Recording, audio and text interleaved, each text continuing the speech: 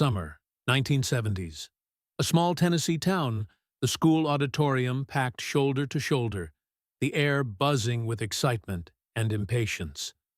On stage, a trembling elderly woman, grandmotherly, unassuming, grips the microphone.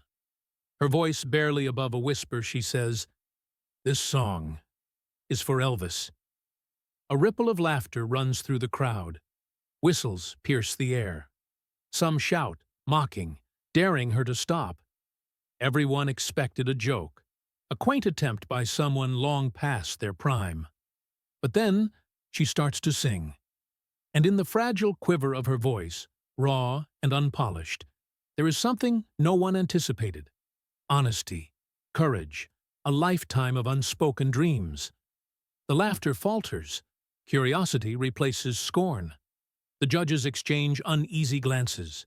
Even the rowdiest students fall silent.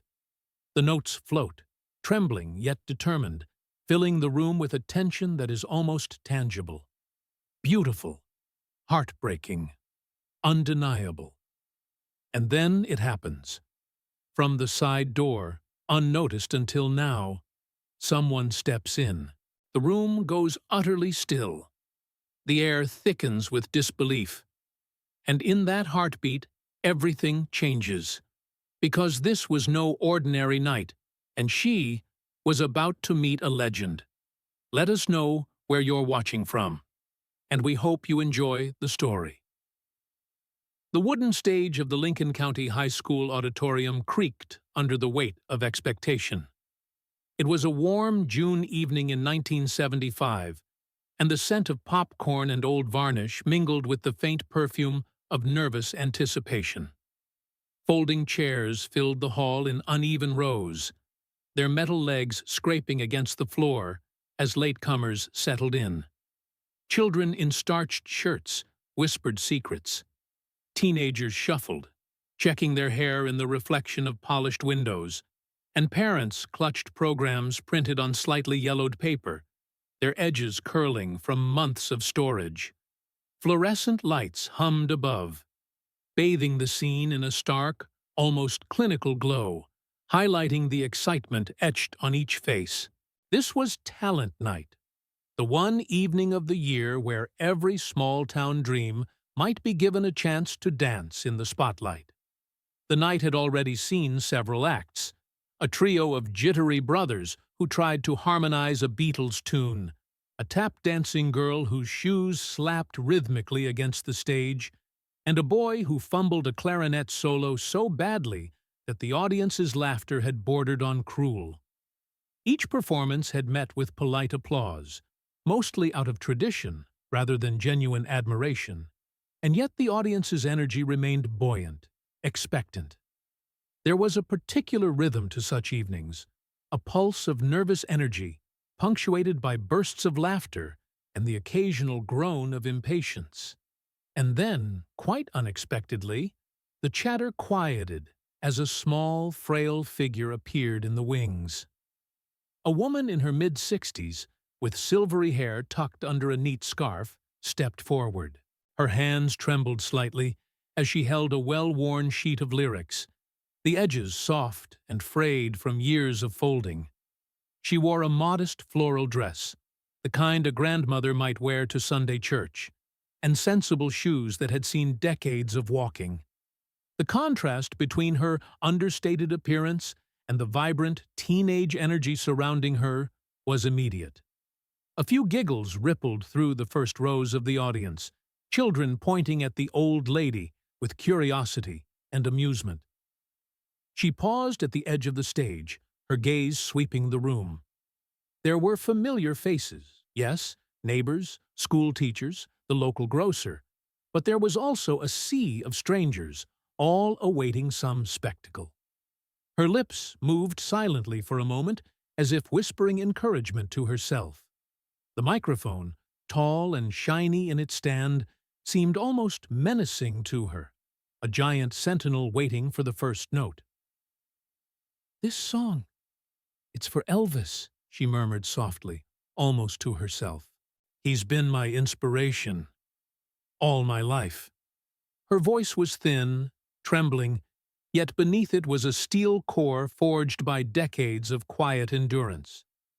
She stepped closer to the microphone, and a collective, uncertain silence fell over the hall. The first murmurs of disbelief began almost immediately. A young man near the aisle leaned toward his friend, whispering, "She's going to sing Elvis?" His tone was skeptical, the underlying incredulity unmistakable. A few teens giggled openly, exchanging glances that suggested, "This will be a disaster." Even some parents stifled polite coughs, unsure whether to encourage the audacity or avert their gaze. On the front row, two of the show judges, a retired music teacher and a local radio DJ, exchanged wary glances, their eyebrows knitting in a mix of curiosity and quiet disapproval. They had seen many hopeful performers over the years, but rarely anyone whose physical presence seemed so at odds with the genre they intended to tackle. She inhaled deeply, letting the air fill her lungs, a deliberate act of courage she had rehearsed countless times in the privacy of her kitchen. She pressed her palms together, knuckles whitening, and, with a small, nervous smile, she began. Her voice was tentative at first, fragile like porcelain, yet there was a gentle warmth, an authenticity that commanded attention in its subtlety. The first few words, "Wise men say," emerged, not with the power of youth, but with an honesty that resonated in the quiet corners of the auditorium. The hall, momentarily puzzled, listened. Some faces contorted in disbelief. A few children stifled giggles, not yet understanding the significance of the moment. A middle-aged man in the back muttered, "She's brave. I'll give her that." The singer's trembling notes seemed almost to hover in the air, fragile as the candlelight that would have illuminated a church service. She closed her eyes briefly, recalling afternoons decades earlier, dancing barefoot on her porch to the radio, her husband clapping along, a young girl's laughter in the background, and the golden voice of Elvis filling their tiny living room. With each line, her confidence grew imperceptibly, like a quiet tide inching forward. There was a vulnerability in her performance that contrasted sharply with the bold, electric bravado typically demanded by rock and roll.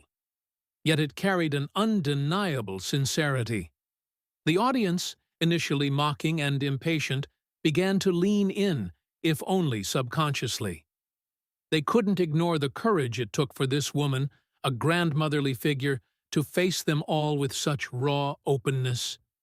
Her voice, delicate but imbued with life's experience, hinted at melodies long stored in the corners of memory, waiting for this night to awaken them. The fluorescent lights above created a halo effect on her silver hair, and for a fleeting moment, the mundane folds of the auditorium, peeling paint, scuffed floors, and faded curtains, transformed into a sacred space. She was no longer merely a participant in a talent show. She was a storyteller, a vessel of nostalgia and human resilience.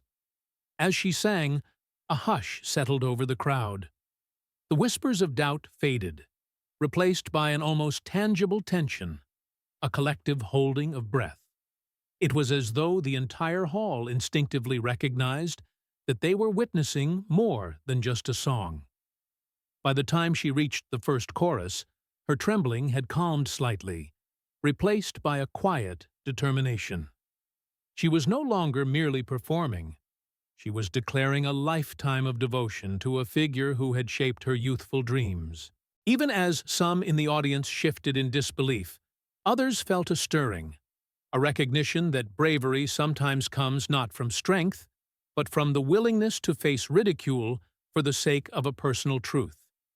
The stage, creaking beneath her small steps, had become a bridge between generations, between the skeptical and the sincere, between laughter and reverence. And then, as the final note of her first verse lingered in the still air, there was a flicker in the shadows backstage, a movement barely perceptible, yet charged with significance. No one yet knew that this ordinary evening in a small Tennessee town was about to change forever, that what began with doubt and laughter would soon become legend. The fragile serenity that had settled over the auditorium lasted barely a moment. A harsh, piercing whistle sliced through the air, cutting through the faint echo of the grandmother's trembling voice. It came from the back of the hall, then multiplied. Snickers, murmurs, and mocking laughter filling the space like a storm rolling in from the hills beyond Lincoln County. The delicate moment she had carved from the noise of everyday life was slipping, and the auditorium transformed from a cradle of anticipation into a battleground of judgment. "Step off the stage, lady!" a teenager shouted, slapping his knee as if her courage were a joke. Others joined in, voices layering into a chaotic chorus of derision. Some clapped, not in encouragement, but in the ironic, exaggerated way that teenagers have perfected over generations. The applause was jagged, a mockery disguised as ritual. The grandmother froze mid-gesture, her hand poised over the microphone, eyes wide with shock and confusion. Her throat tightened, and the lyric that had once been so familiar faltered, sticking in her chest like a stone she couldn't swallow. Her knees threatened to buckle beneath her as the laughter washed over her like icy waves. The show organizer, a portly man in a plaid jacket who had seen dozens of talent nights, gestured frantically from the wings, signaling that she should wrap it up, that she had overstayed her welcome. His face was a mixture of irritation and embarrassment, and his eyes darted nervously toward the audience as though willing them to stop. But the jeering only intensified, bouncing off the walls in mocking rhythm, mingling with the creak of chairs and the shuffle of restless feet. She swallowed hard, attempting to summon the courage that had carried her to this stage. Her hand tightened around the microphone, knuckles white, and she drew a shaky breath. Tears pricked at the corners of her eyes, blurring the faces in the audience into a haze of incomprehensible shapes.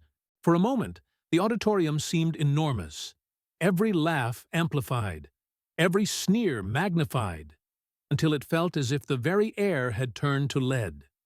She was acutely aware of every eye, every judgment, every whispered critique.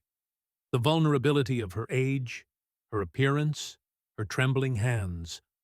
All of it became a magnified spectacle in the harsh glare of expectation. Her mind wandered to her kitchen at home, to afternoons spent dancing barefoot on the linoleum with a record of Elvis spinning in the background, her late husband clapping along and smiling. She could hear his gentle voice encouraging her, telling her that courage was measured not by applause, but by the willingness to try, to stand tall even when the world laughs. Those memories, once comforting, now burned in her chest like a fragile flame in the wind, threatening to extinguish beneath the gale of public mockery. A small child in the front row whispered something to his mother, clearly unsure if he was supposed to laugh or feel sympathy. The juxtaposition of innocence and cruelty in that single gesture struck her deeply. She wanted to retreat, to flee the stage and hide from the judgmental eyes. Yet something inside her refused to bend. Her fingers tightened on the microphone as if it were a lifeline, her voice trembling yet persistent as she tried to continue, the notes of the song emerging in fits and starts. Each word was a battle, each phrase a defiance against the tide of mockery that threatened to sweep her away. The judges exchanged uneasy glances. Some shifted in their seats, uncertain whether to intervene or remain neutral, their faces etched with discomfort. One of them, a woman who had taught music for decades, clenched her jaw, her eyes moist with unacknowledged empathy. She wanted to shout encouragement from her seat, to remind the audience that bravery was a kind of triumph in itself. Yet social convention, pride, and fear held her silent. Amid the rising tide of derision, something subtle began to shift. A few of the older audience members, parents, grandparents, and town elders, exchanged looks of concern. Their hands rested on their laps, rigid with disapproval, not of her, but of the children and teenagers who jeered. The contrast between generations became palpable, laughter born of youthful thoughtlessness clashing with the quiet, steady gaze of experience and understanding. But the grandmother felt none of this reassurance in the moment.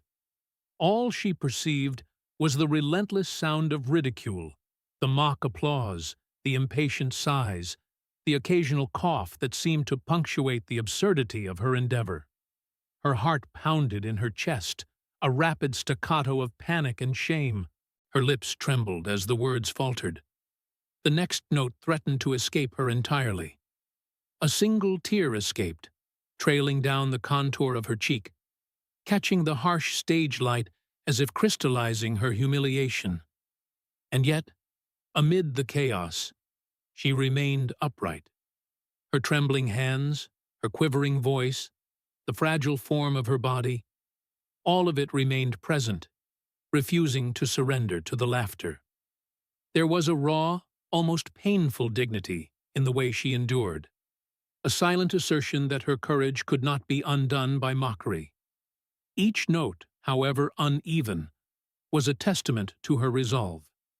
She had stood on that stage not for fame, not for applause, but because she had something that demanded expression, because she had lived, loved, and dreamed, and her voice, however shaky, carried that truth. Behind the curtains, a subtle movement caught the corner of the stage lights. It was almost imperceptible, a shadow shifting with purpose. The audience was unaware, entirely absorbed in their amusement and disbelief, but the air subtly shifted. A presence, quiet yet electric, began to infiltrate the space between laughter and silence. The grandmother, oblivious to this, took another shaky breath, her eyes closing briefly as she focused entirely on the music and the memory that had brought her here. She did not know it yet, but the tide of ridicule was about to encounter an unforeseen force, an interruption that would transform fear into triumph, laughter into awe, and an ordinary talent show into a night that would be remembered forever. Every eye in the hall was on her now, and every mocking whisper, every incredulous snicker, had only strengthened the fragile bond she held with her own courage. The stage felt impossibly large, yet in that vastness a single truth became clear. She would not step away. She would not surrender. Even as the audience's scorn reached a crescendo, she stood there, trembling but unbroken, a testament to the quiet, stubborn power of human perseverance. A sudden hush fell over the auditorium, as if the very walls had decided to hold their breath. The jeering, the whistles, the snickers, they all evaporated into a taut silence that prickled the skin. It began with a faint click, almost imperceptible, the sound of a door opening at the far side of the hall. The grandmother, her eyes still closed for courage, sensed a ripple of change before she even dared to look. A tall figure emerged from the shadows, moving with a confidence that contrasted sharply with the trembling woman on stage. The first gasp came from a corner of the audience, a soft, incredulous sound that spread like wildfire. Heads turned in unison, necks craning, eyes widening, mouths falling open in disbelief. There he was, Elvis Presley, not as a caricature on a television screen, not as a poster in someone's bedroom, but flesh and blood, walking slowly into the hall that had moments ago been consumed by laughter and ridicule. His white jumpsuit shimmered under the harsh stage lights, the rhinestones catching the glow like tiny fragments of starlight. The collar, high and dramatic, framed a face that was both familiar and impossibly real. His dark hair perfectly coiffed, yet soft strands falling casually, defying the formality of his presence. Elvis moved with a quiet authority, an elegance that made the room shrink and stretch at the same time. His steps were deliberate, measured, yet effortless, a rhythm that somehow resonated with the music still lingering in the air from the grandmother's interrupted notes. Behind him, two men in dark suits flanked his sides, their faces stoic, eyes scanning the crowd, yet offering no distraction from the magnetic pull of their charge. He was a hurricane contained in human form, immense, undeniable, yet calm.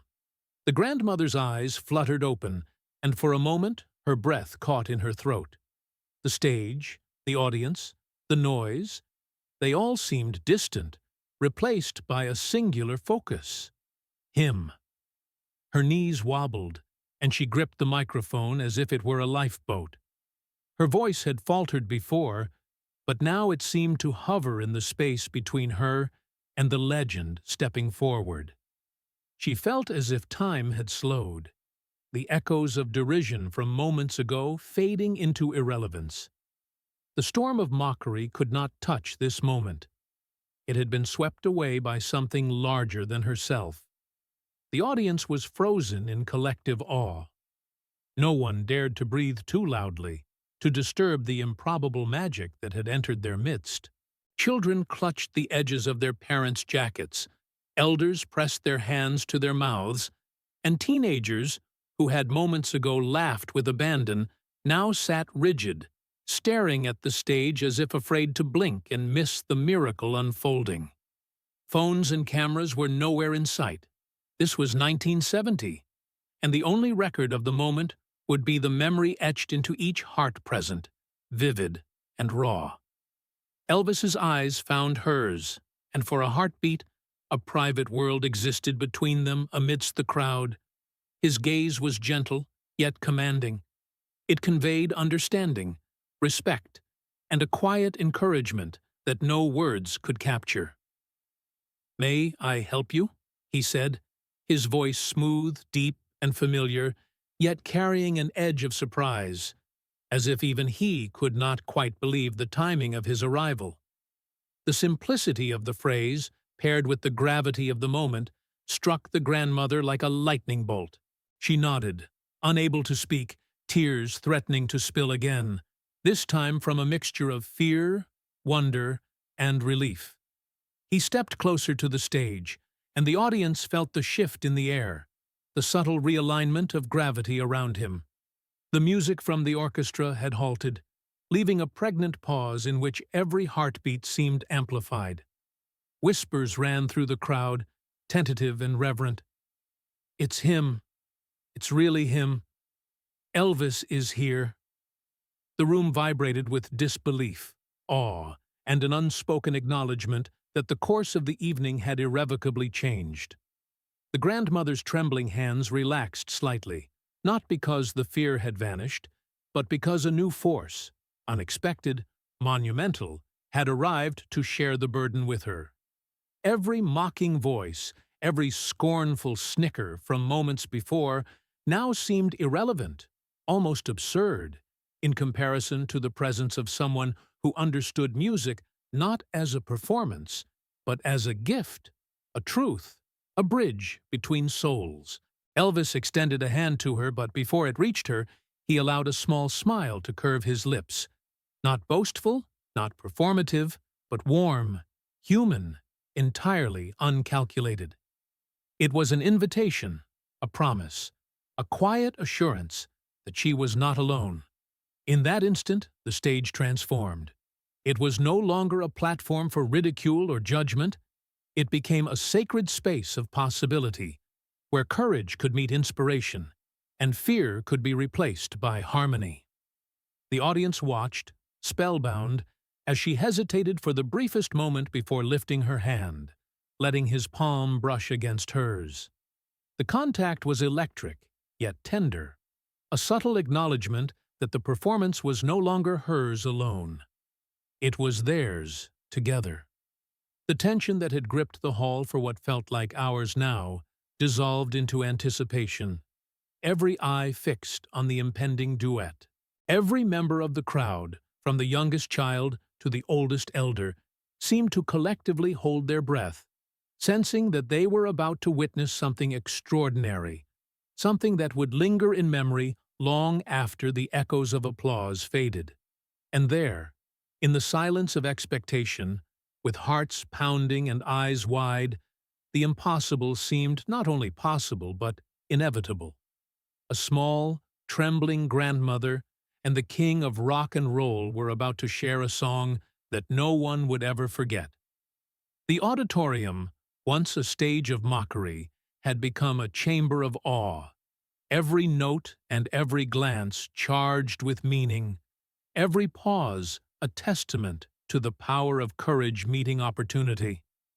The grandmother's hand trembled as she held Elvis's palm, the warmth of his touch grounding her trembling body.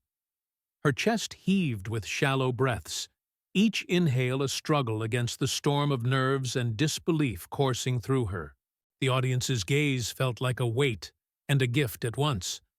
Hundreds of eyes were trained upon her, and yet, in that fleeting moment, it was only her and Elvis, suspended in a fragile bubble of possibility. She could feel the tiny hairs on her arms standing on end as the silence around her became almost tangible, thick with expectation. Elvis, sensing her hesitation, tilted his head slightly, offering her a reassuring smile that was gentle yet commanding. "Let's do this together," he said softly, his voice carrying the ease of someone who had performed for thousands, yet treated this moment with intimate reverence. He nodded toward the microphone, and she moved closer, her fingers brushing the cold metal. She swallowed hard, trying to steady the quiver in her voice. I'll try," she whispered, almost inaudibly. But he heard her, and that was enough. The orchestra, still silent, seemed to lean forward, as if waiting for the first note to break the tension. Then, slowly, Elvis began the opening chord on the piano. Delicate, deliberate, filling the hall with the softest hint of melody. It was a familiar song, one she had hummed in her kitchen for decades, the one she and her late husband had loved most, the one that had fueled her courage to come to this stage tonight. Her lips parted, and a faint, trembling note emerged. It was shaky, uneven, almost fragile, but it was honest, raw, and imbued with a lifetime of yearning. Elvis adjusted his stance, lowering his microphone, and began to sing alongside her. His voice was smooth and unwavering, a perfect counterpoint to her fragile tones. Instead of overpowering her, he leaned into her rhythm, subtly altering his pitch and pace to match hers, creating a balance that felt both natural and miraculous. Every note he sang seemed to lift her confidence, building a bridge of sound between their voices. The trembling of her hands steadied, and a faint smile flickered across her face as she realized she was keeping up, even matching him in fleeting moments. The audience, initially rooted in disbelief, began to stir. Whispers of astonishment swirled like a rising tide. Eyes that had moments ago been filled with derision now glistened with tears. Children clutched their parents' arms in silent awe, and elders pressed their hands to their hearts, as though trying to absorb the moment with their very souls. The initial snickers were gone, replaced by a quiet reverence that hummed beneath every breath. People leaned forward in their seats, captivated by the improbable magic unfolding before them. Elvis's eyes never left hers. In those moments, words were unnecessary. Every glance carried encouragement, admiration, and unwavering support. He subtly leaned closer, matching his phrasing to hers, guiding her without a word, letting her shine while he carried the song alongside her.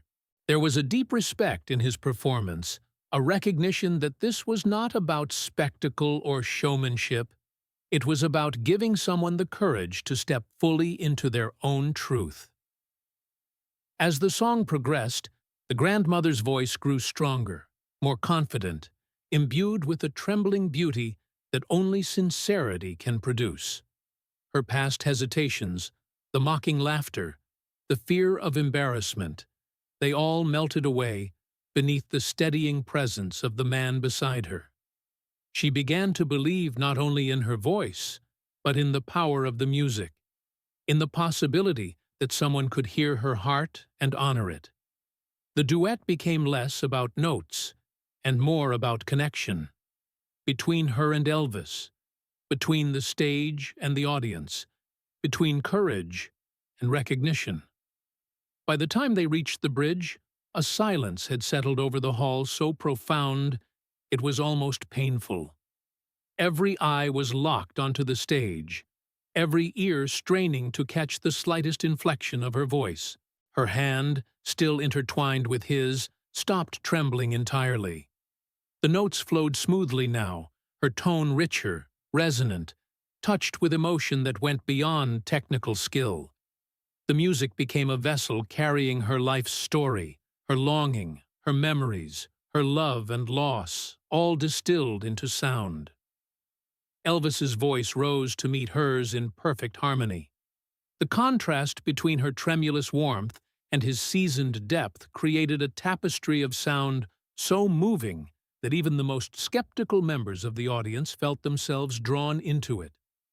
Some reached for handkerchiefs, wiping away tears. Others sat frozen, mouths slightly open, hearts pounding in empathy. In that instant, the auditorium had become more than a hall. It had transformed into a sacred space, a shared witness to the extraordinary unfolding of human courage and connection. As the final chorus approached, the grandmother's confidence swelled to meet his. Her voice, once fragile and wavering, now soared with clarity and conviction, blending seamlessly with his. Together, they created a moment of pure, unfiltered emotional resonance. A duet that no one present had ever anticipated, but that everyone would carry with them forever. When the last note faded, there was a heartbeat of silence, as if the universe itself were reluctant to disturb the spell. Then, slowly, applause began to ripple outward, tentative at first, and then building into a crescendo of cheers, cries, and standing ovations. The grandmother, her hands still clasped with Elvis's, could hardly comprehend the shift. From near humiliation to triumphant harmony, the journey of a few minutes had transformed her world. She could feel the heat of tears streaking her cheeks, not of fear this time, but of overwhelming relief and joy. The music had not only redeemed her courage, it had elevated it, making her part of something larger, something magical. The audience, once a sea of skepticism and mockery, now moved in unison as one body, celebrating not only the king of rock and roll, but the heart of a woman who dared to step forward, who dared to sing her truth in the face of ridicule. In that shared experience, everyone in the hall understood something profound, that music was more than entertainment, more than performance. It was a vessel for courage, connection, and the purest human emotion. And there, amidst the swelling applause, the grandmother looked at Elvis, her lips trembling in a smile of disbelief and gratitude. He nodded to her, a subtle acknowledgement that she had done more than sing tonight. She had inspired everyone present, rewriting the meaning of courage in a single, unforgettable duet. As the final notes of the duet lingered in the air, the grandmother stood frozen for a heartbeat, her chest heaving as if she had just run a marathon she never expected to enter. Her eyes, wide with disbelief, scanned the audience, searching for the reaction that had once terrified her so much. For a moment, Time itself seemed suspended. The hall, still glowing with the fading echoes of their voices, felt alive, trembling with the unspoken acknowledgement that something extraordinary had just occurred. Then it began. A single hand rose, hesitant at first, followed by another, then another, until a ripple of applause swelled into a full, thunderous standing ovation. The sound crashed over her like waves on a rocky shore, a roar of approval, admiration, and newfound respect. The same crowd that had moments ago mocked her, that had whistled and laughed, now gave her a tribute so overwhelming that she could hardly comprehend it. Every seat in the hall was filled with hands raised high, voices calling her name, tears streaking down faces illuminated by the warm glow of the stage lights. Elvis, still holding the microphone, stepped back slightly, giving her space to absorb the moment.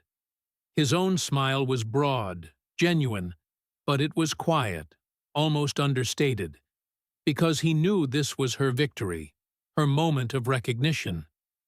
He raised his hand to quiet the hall, and a hush fell like a velvet blanket over the audience. His deep, smooth voice cut through the lingering echoes. "Never laugh at someone who sings from the heart," he said, his gaze sweeping the room, capturing the attention of every individual. "That is the only music that matters." The words struck like a lightning bolt, and she felt her chest tighten, a mixture of relief, disbelief, and joy flooding her at once.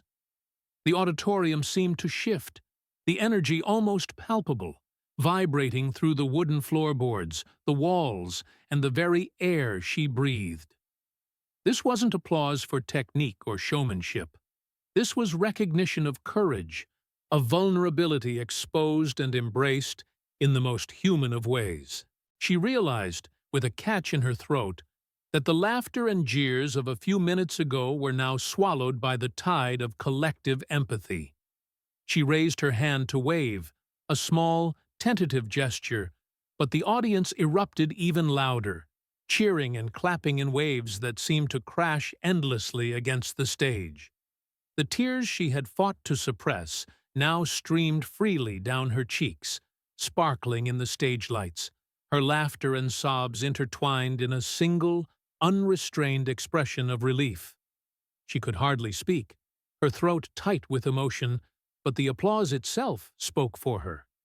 Every foot stomping on the floor, every cry of admiration, every shout of encouragement became a chorus of validation, echoing her triumph in a way words never could. A few of the most audacious skeptics, the ones who had jeered and whistled at her entrance, now stood as well, their expressions shifting from incredulity to reluctant admiration. Some even wiped away tears they hadn't expected to shed. There was no malice left in the room, no mockery, only recognition of something profound, something almost sacred. It was a rare, almost ineffable moment when a collective conscience, for just a few minutes, aligned in pure, unadulterated respect. Elvis, seeing the emotional intensity of the moment, leaned slightly toward the microphone again, his voice gentle but firm. "And let's not forget," he said, looking directly at her, "it's her heart that carried this song tonight. Every note she sang came from a place of truth, and that is why it matters. That is why we are here." He stepped back, allowing the grandmother to feel the applause wash over her alone, acknowledging her bravery, her voice, and the sheer audacity of following a lifelong dream, no matter her age. She pressed her hands to her chest, the beat of her heart pounding in rhythm with the clapping around her. In that moment, the room, once filled with laughter and derision, had become a cathedral of empathy and admiration. Every individual in the audience was a witness to a transformation, not just hers, but theirs as well. The mockery they had engaged in, the skepticism, even the casual indifference, all dissolved under the force of authenticity. The grandmother realized she had not only stood on stage, she had claimed her dignity, her voice, and, in doing so, reminded everyone in that hall of the fragile beauty of courage. She glanced at Elvis, who offered a small nod and a reassuring smile.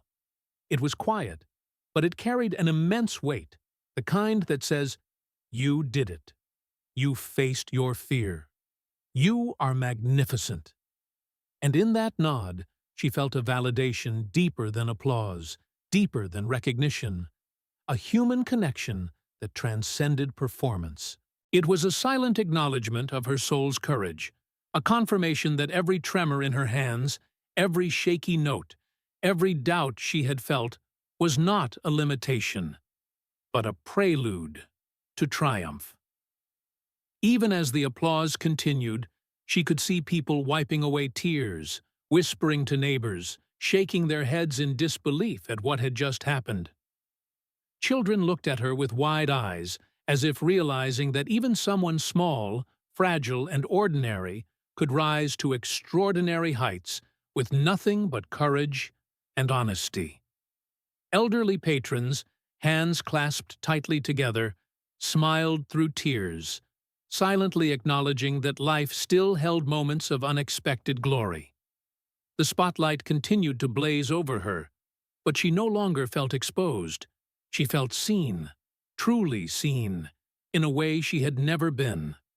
The laughter, the doubts, the fear, they all seemed distant now, replaced by a feeling of immense, almost overwhelming belonging.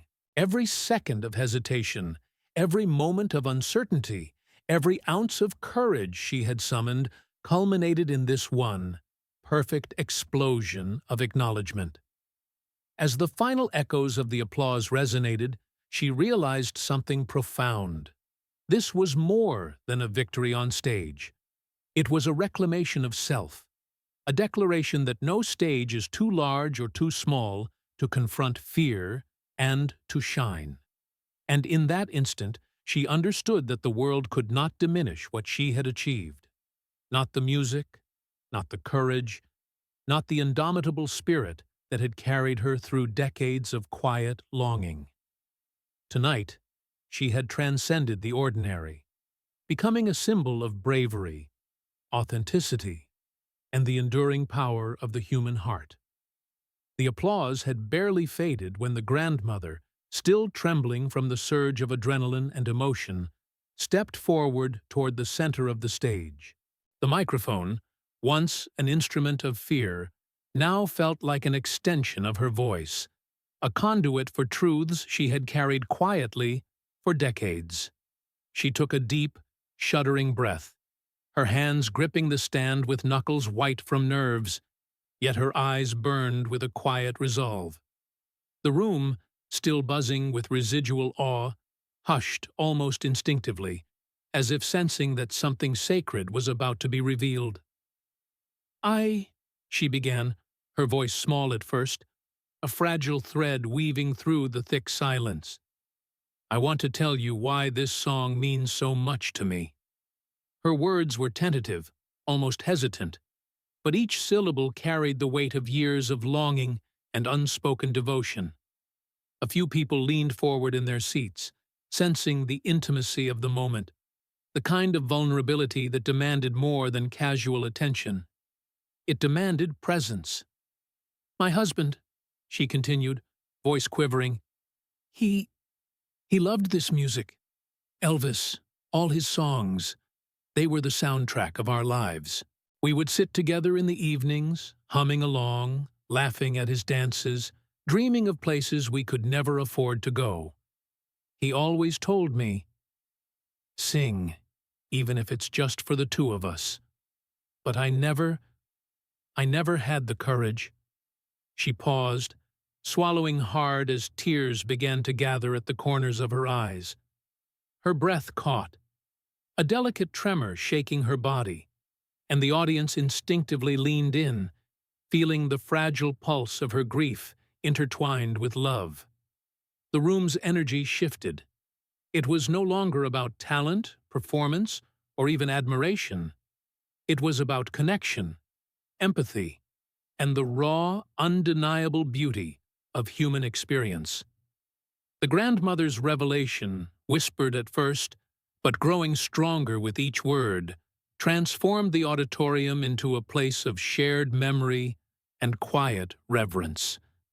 People instinctively put aside their thoughts, their distractions, their judgments. All eyes were on her. All hearts were present with her. "I sang tonight for him," she said, voice now steady but rich with emotion. "I always promised that one day I would sing, and I chose his favorite song, Elvis's song, because he never got to hear me. He passed, long before I ever thought I could stand here in front of all of you and sing for him. But tonight, I sang for him, and I feel like he was here. I felt him in every note, every tremor of my voice." A quiet murmur rippled through the audience, not of impatience or distraction, but of recognition.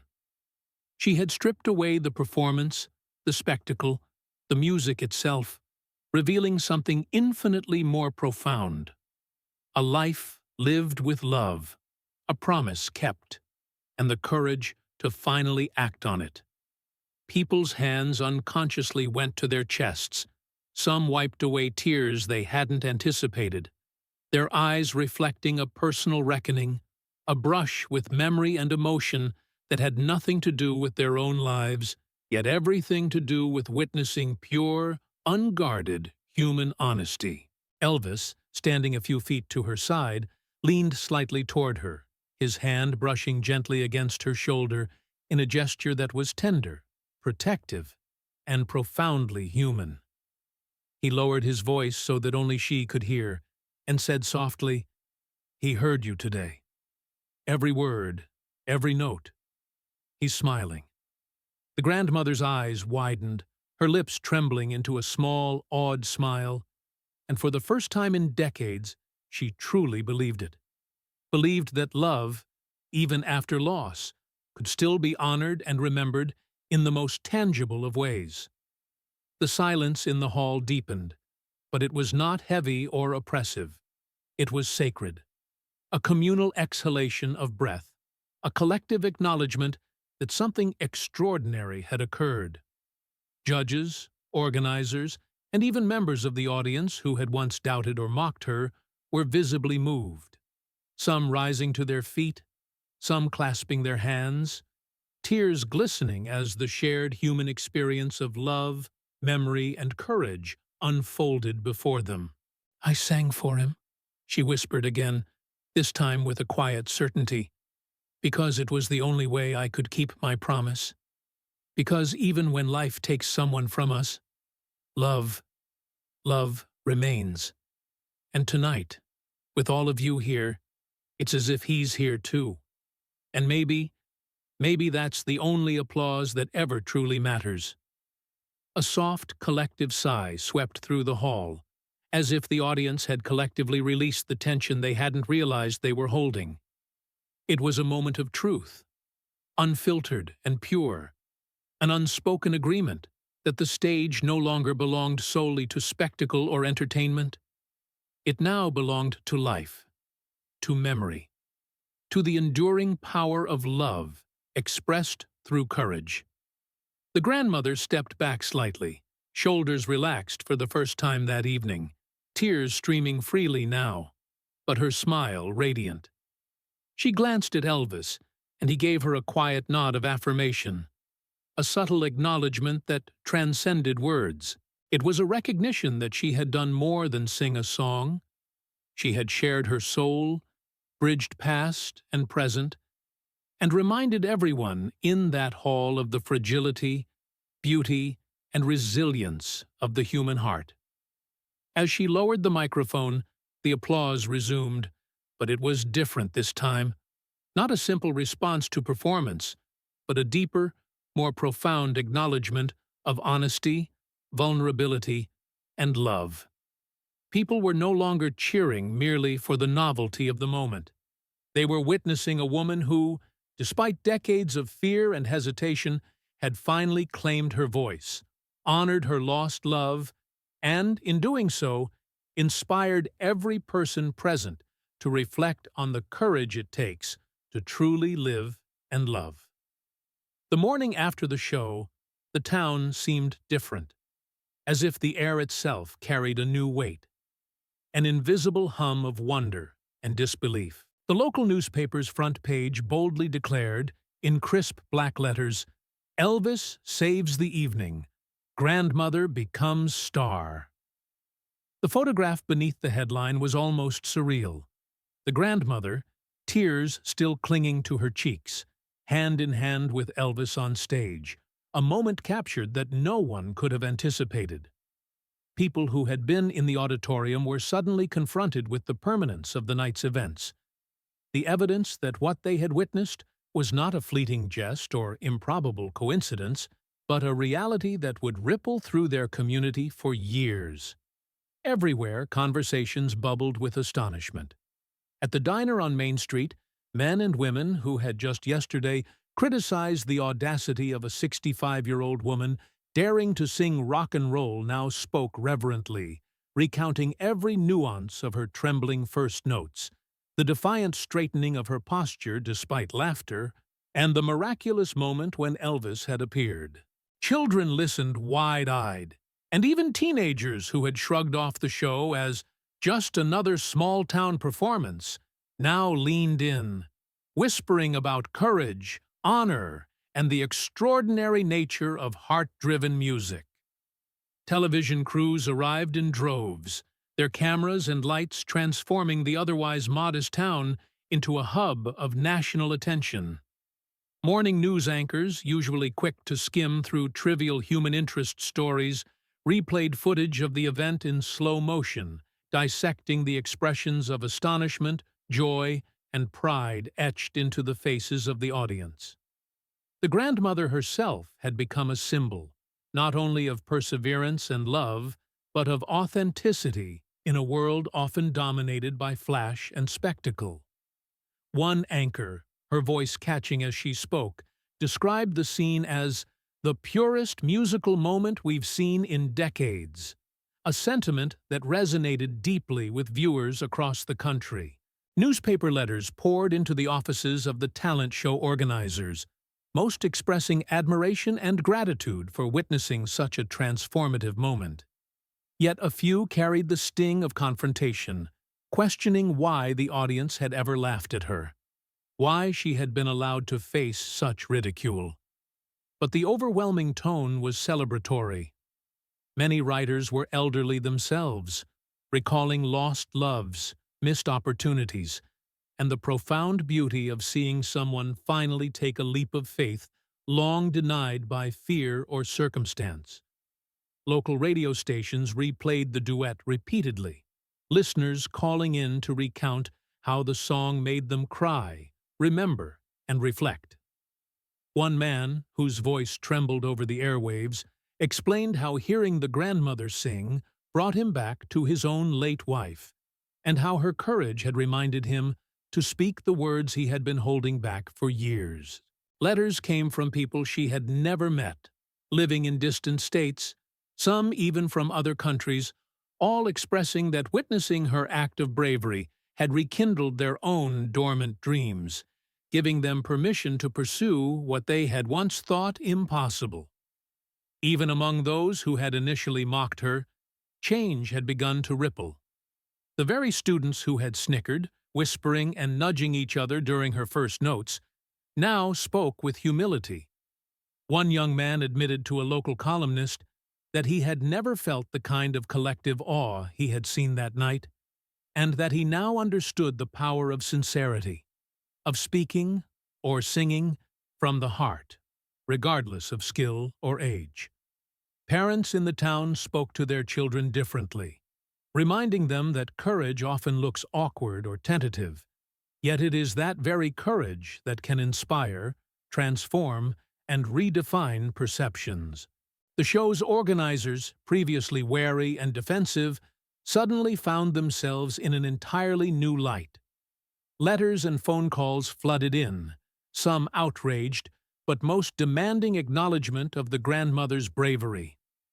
Television interviews sought to understand the decision-making behind the event, but the grandmother herself consistently redirected the attention to Elvis and the simple truth of heartfelt performance, downplaying her own role while magnifying the importance of taking risks, of letting one's soul speak in the face of fear. Meanwhile, the story took on a life of its own beyond the town. News wires carried it to neighboring states, newspapers syndicated the images, and radio stations replayed the footage repeatedly. Editors struggled to find the words for a phenomenon that transcended entertainment. This wasn't just a performance, it was a cultural awakening, a collective reckoning with notions of age, talent, and dignity. Music critics, who usually dissected technical precision and vocal range, were forced to acknowledge that there exists a higher, immeasurable quality: the purity of intention, the resonance of emotion, and the courage to connect deeply with an audience. The grandmother received invitations to speak at local schools, community centers, and even civic gatherings, not as a professional singer, but as a symbol of resilience and authenticity. And yet, despite the national attention and the waves of admiration, she remained grounded. Her joy wasn't in fame, it was in the recognition that she had honored her husband, kept her promise, and reminded a town, a state, and perhaps even a nation, of the power of love and perseverance. Even Elvis, though returning to his tour and the global spotlight, continued to acknowledge her impact.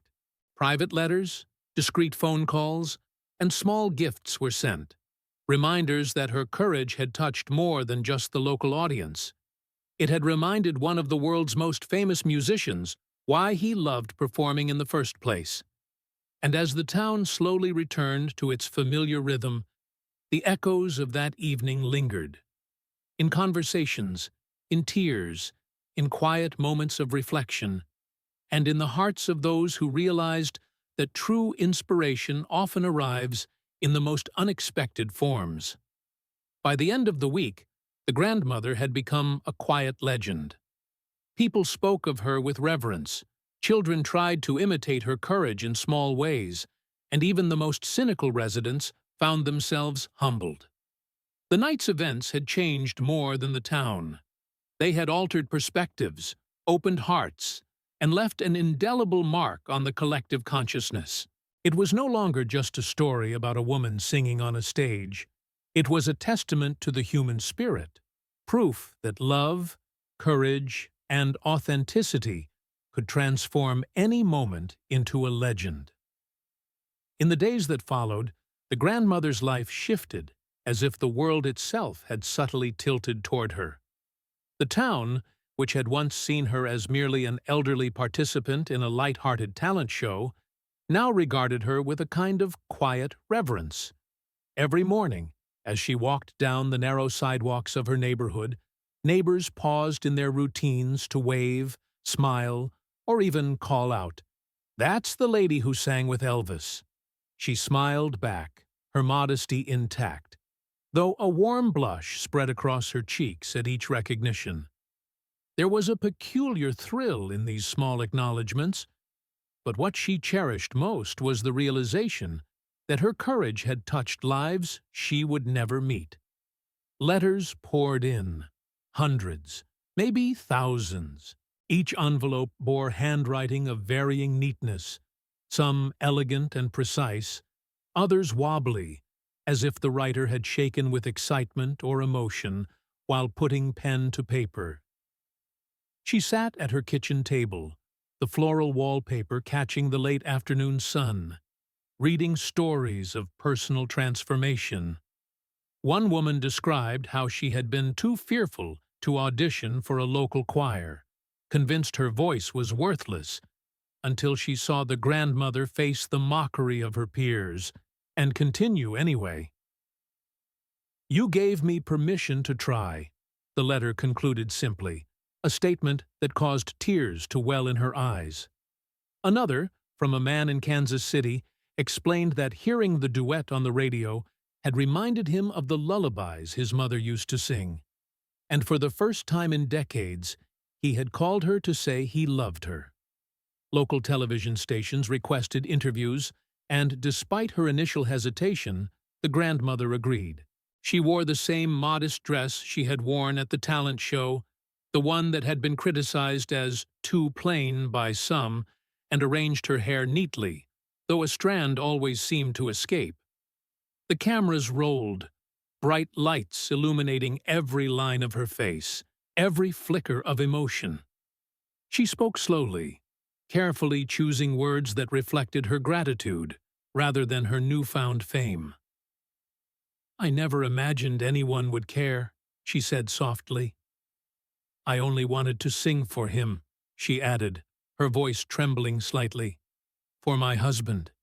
He loved Elvis, too. He always wanted to hear me sing with courage, even if it scared me." The studio audience, a mix of locals and visitors, reacted with quiet, reflective applause, and the cameraman's lens lingered on her teary, smiling face. In her living room, the telephone rang constantly. Every call carried congratulations, questions, or simply curiosity about what it was like to perform with Elvis Presley himself. She listened patiently, laughing softly when someone asked whether she had rehearsed extensively with him. "Not at all," she would reply. "I just tried to follow his lead. He has a way of making anyone feel brave." And indeed, the thought of him, the kind, gentle giant of a man she had once idolized from a distance, continued to fill her with warmth and an almost dizzying sense of wonder. A small bouquet of flowers arrived at her door one afternoon, accompanied by a simple card. "You reminded the world what music truly is. E." She held the card close to her chest, smiling through tears, feeling a connection to someone who had already meant so much, and now, in a quiet but profound way, meant more. The town's dynamics also shifted. The diner she frequented every morning, previously a place of routine conversation and minor complaints, became a site of admiration. Friends and strangers alike wanted to hear first-hand accounts of the event. They pressed her for details, how it felt to be on stage with Elvis, whether she had been nervous, what had gone through her mind when the crowd laughed. She recounted the night carefully, emphasizing the bravery it took simply to stand there and sing, rather than her own fear or insecurity. And as she spoke, the room fell silent, people hanging on her every word, moved not only by the story, but by the way she carried herself with a gentle dignity. School children, encouraged by their parents, wrote letters and drew pictures inspired by her courage. One drawing depicted her standing on stage, eyes wide and shining, with a large, radiant sun behind her, labeled, "The Grandma Who Sang with Elvis." Another, more whimsical, showed Elvis and the grandmother hand in hand, floating among musical notes in a star-filled sky. The grandmother pinned these artworks on her refrigerator, each one a reminder that her actions had rippled outward, touching young hearts in ways she had never imagined. Even her grandchildren, initially embarrassed by their grandmother's unconventional participation, now boasted proudly. They recounted the story to their classmates, the tale growing slightly in each retelling, yet never losing the essence of courage, respect, and authenticity. "She didn't care about what people thought," her eldest grandson said, a note of awe in his voice. "She just sang." And in their eyes, the grandmother became more than family. She became a living testament to perseverance and heartfelt expression. By the end of the week, the small Tennessee town had adjusted to its new rhythm, one in which a 65-year-old woman was not simply a resident, but a symbol. People spoke of her with reverence, not as someone seeking fame, but as someone who reminded them of what it meant to be human, to be vulnerable, brave, and willing to take a step onto a stage even when the odds seemed impossibly stacked against you. Even Elvis, in private correspondence, acknowledged her enduring impact, sending notes and gestures of quiet admiration that warmed her heart. And as she sat in her rocking chair on a late summer evening, listening to the crickets hum outside her window, she reflected on the unexpected transformation. Her life had changed irrevocably, yet in the quiet moments, it was not fame she cherished. It was the knowledge that courage, authenticity, and love could ripple outward, touching lives far beyond what anyone could see or measure. In that sense, she was not merely a performer, but a witness and participant in a small miracle.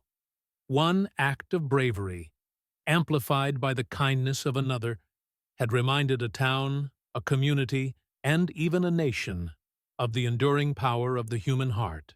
Weeks had passed since the small Tennessee town had witnessed the extraordinary duet between a grandmother and Elvis Presley. Yet the memory of that night remained vivid, shimmering in the minds of those who had been present. On a warm summer evening, the atmosphere inside a sold-out concert hall felt almost sacred, though thousands of fans had gathered purely to see the king of rock and roll. Spotlights traced his silhouette as he stepped onto the stage, the crowd erupting into deafening cheers.